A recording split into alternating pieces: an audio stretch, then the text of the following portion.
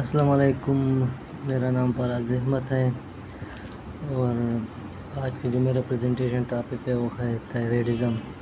थायराइडिज़म हमारे पास जो है इट इज़ अ डिसऑर्डर। ये हमारे पास एक डिसऑर्डर है जो कि थायराइड ग्लैंड से रिलेटेड है, जिसमें ये जो हमारे पास जो है थायराइड ग्लैंड वो हार्मोन प्रोड्यूस करते हैं जो कि मेटाबॉलिज्म को रेगुलेट करते हैं। अब हमारे पास ये जो है डिसीज़ और डिसऑर्डर है। इधर हमने पढ़ा है कि थायराइडिज़म जो है ये हमारे पास एक डिसऑर्डर है थायराइड ग्लैंड की। अब तो हम डिसीज़ और डिसऑर्डर के दरमियान फ़र्क करते हैं कि डिजीज़ क्या होता है और डिसऑर्डर क्या होता है। डिजीज़ जो होता है वो हमारे पास एक स्पेसिफ़िक जगह पर होती है और डिसऑर्डर जो है ये पूरी बॉडी की मेटाबॉलिज्म जो है उसको क्या करती है, डिस्टर्ब करती है। फिर हमारे पास वो थायराइडिज़म के टाइप्स है। थायराइडिज़म की एक जो है हाइपोथायराइडिज़म है और दूसरा जो है हाइपरथायराइडिज़म है। पहले हम देखते हैं कि हाइपोथायराइडिज़म क्या होता है। हाइपरथायराइडिज़म जो है इसमें जो थायराइड ग्लैंड है वो अंडर एक्टिव हो जाता है, जिसमें हार्मोन की जो प्रोडक्शन हो जाती है वो डिक्रीज़ हो जाती है। अब यहाँ पर हम देखते हैं कि वो कौन से हार्मोन जो है यहाँ पर बात हो रही है वो एक T3 हार्मोन है और दूसरा जो है वो T4 है और एक जो है वो क्या है, कैल्शिटोनिन। ये दो हार्मोन है जो ये तीन हार्मोन है जो थायराइड ग्लैंड प्रोड्यूस करते हैं।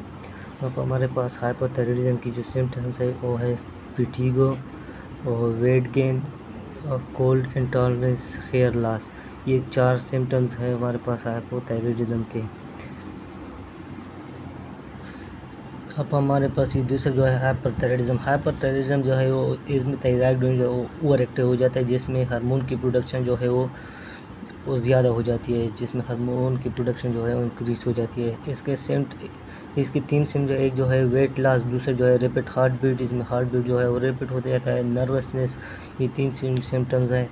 अब हम काजेज़ देखते हैं। फर्स्ट हम हाइपोथायराइडिज्म के काजेज़ देखते हैं। एक तो है ये इसका ऑटो इम्यून डिसऑर्डर की वजह से हाइपोथायराइडिज्म हो सकती है, या जिसने थायराइड सर्जरी की हुई उसकी वजह से उसको हाइपरथायराइडिज्म होती है, या जिसने रेडिएशन थेरेपी की होगी। अब हम फिर हाइपरथायराइडिज्म की जो है वो काजेज़ देखते हैं। उसकी भी जो है ऑटो इम्यून डिजीज़ की वजह से और डिसऑर्डर की वजह से हो सकती है, या थायराइडाइटिस। ये 2 काजेज़ हैं हाइपरथायराइडिज्म के। अब हम दोनों की ट्रीटमेंट की तरफ आते हैं। मेडिकेशन की वजह से हम थायराइडिज्म की जो है या हाइपोथायराइडिज्म या हाइपरथायराइडिज्म को उसको कंट्रोल करते हैं। सर्जरी भी कर सकते हैं उसकी, और रेडियो एक्टिव। ये 3 ट्रीटमेंट्स हैं इन दोनों की। अब वहाँ पर हमने पढ़ा था कि थायराइड ग्लैंड जो है वो हार्मोन प्रोड्यूस करते हैं।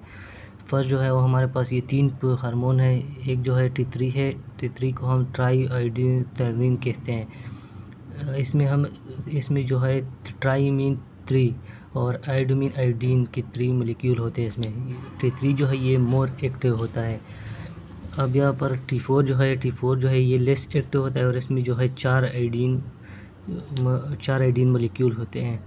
अब कैल्शिटोनिन, हम अभी जाते हैं T3 और T4 के फंक्शन देखते हैं। T3 और T4 के जो फंक्शन है वो रेगुलेट मेटाबॉलिज्म। ये मेटाबॉलिज्म को क्या करता है, रेगुलेट करता है, और ये ग्रोथ में भी सपोर्ट देता है। और ये तीसरा जो इसका फंक्शन है वो बॉडी टेम्परेचर को क्या करता है, कंट्रोल करता है, रेगुलेट करता है। और कैल्शिटोनिन का क्या फंक्शन है, वो उसके जो फंक्शन है लोअर ब्लड कैल्शियम, उसमें जो कि ब्लड में जो कैल्शियम का लेवल होता है उसको क्या करता है, लो करता है।